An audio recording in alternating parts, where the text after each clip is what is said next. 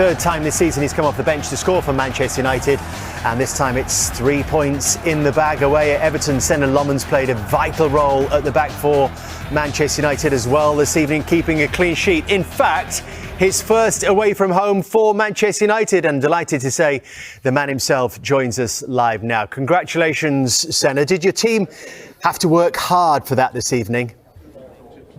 Yeah, I think that's what it was today, more about the hard work, about the defending togetherness. We know we didn't play our best, especially the first half. It was really difficult. Yeah, and I think we have to be better on the ball. But then you can see, if you work together, if you defend well, if you don't give goals away, then we have players up top who can make the difference. One flash, one counter, and then you can score. And if you keep the zero, then you can win away in this hard game. So I'm really happy today. Were you confident that one goal might be enough? Were you confident that if the attackers did their work, that you'd be able to keep them out at the other end? Yeah, of course, I always want to be confident. I think since the manager's in as well, we've been defending really well together, actually all season almost. So we knew, yeah, if me personally and the defense give us a chance, keep the zero, then we always have a chance to win, and that was the case today. Like I said, it wasn't the prettiest one, but if you work that hard for it, sometimes it's the best one. Hey Senna, good evening, Ed van der Sar. Congratulations with the win. Extremely important, of course, and I think also your role, the corners that were horrible. 8, 9, 10, 12 people around you and everything, so it was a big fight. But with your age, 23, first year in the Premier League, you're really dealing well, incredibly well with these circumstances, and yeah, a couple of good saves, good hands. The free kick in the first half, some shots in the second half, so compliments on your all-around game, man. Thank you, thank you.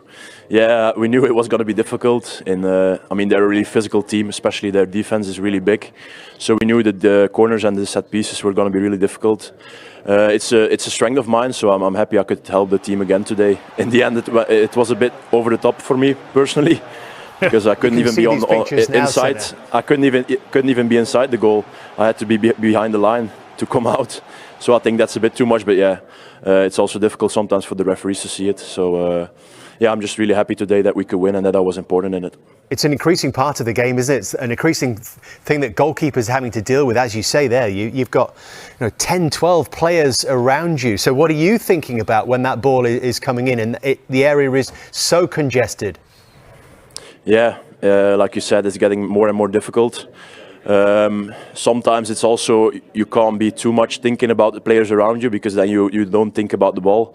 But it's also my defenders and my teammates who help me. They push around the attackers of them, so they create space for me a little bit. So I have the opportunity to come out on those crosses and punch it away. Yeah, but it's getting more and more difficult.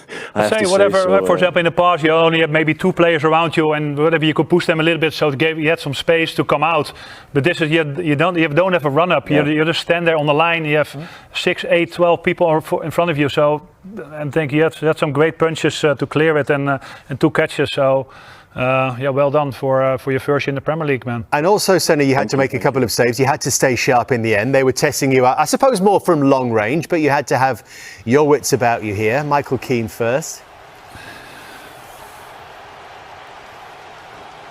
It's a good save. You seeing this? Mm-hmm. And Tyreek George as well. That one came with real power. And how important was it that you actually kept hold of it there, which you seem to do a lot? Yeah, I like to take pride in it. Yeah, they always say you have to protect yourself a little bit, but I feel like if I can keep the ball in that situation, I can help the defense out really much.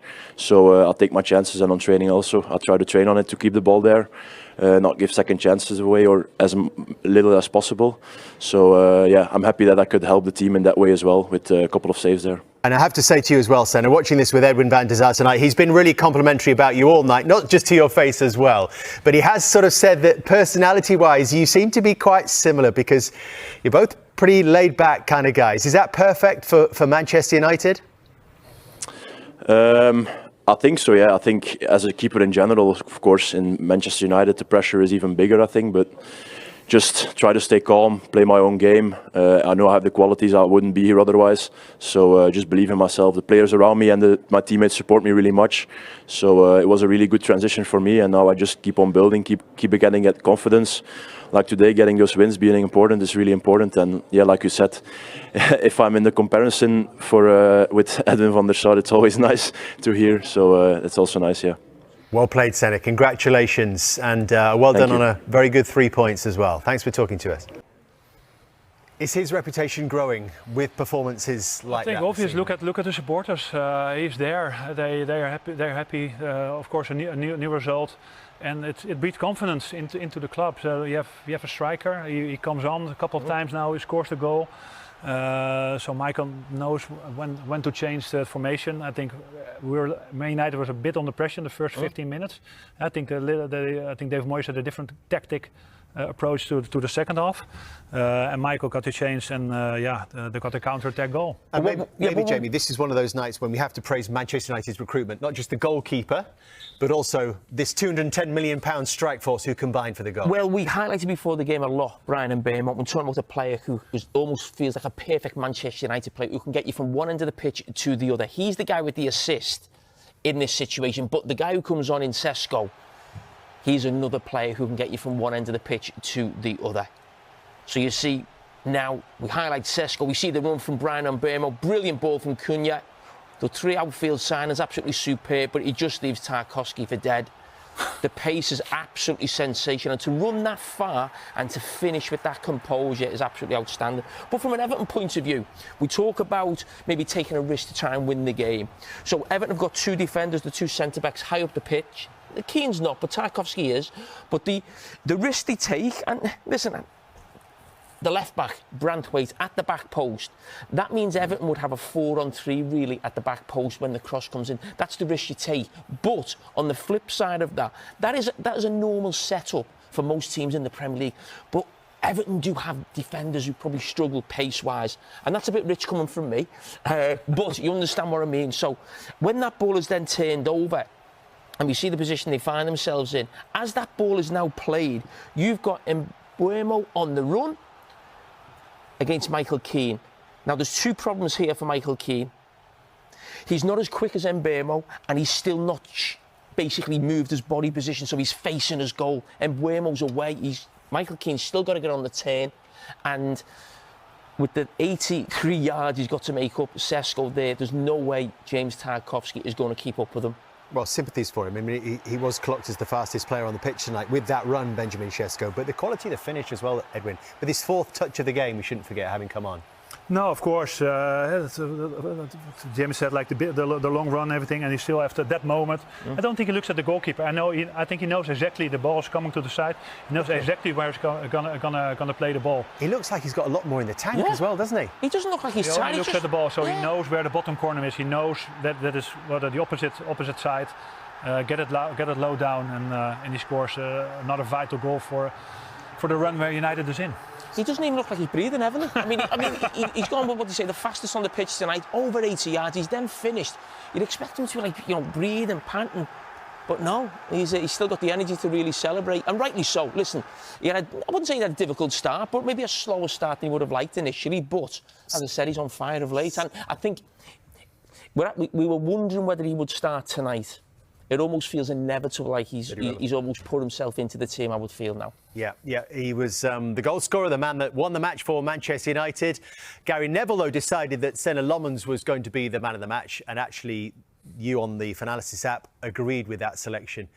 Manchester United fans have voted for Senna Lammens to be there. Right, the quality of performance to match this beautiful stadium, Hill Dickinson, as yet. Edwin van der Sar, our special guest, the former Manchester United goalkeeper. We were talking about Senna Lammens, Edwin, even before the game, and how cool and calm he is. He had a decision to make very early from the kickoff.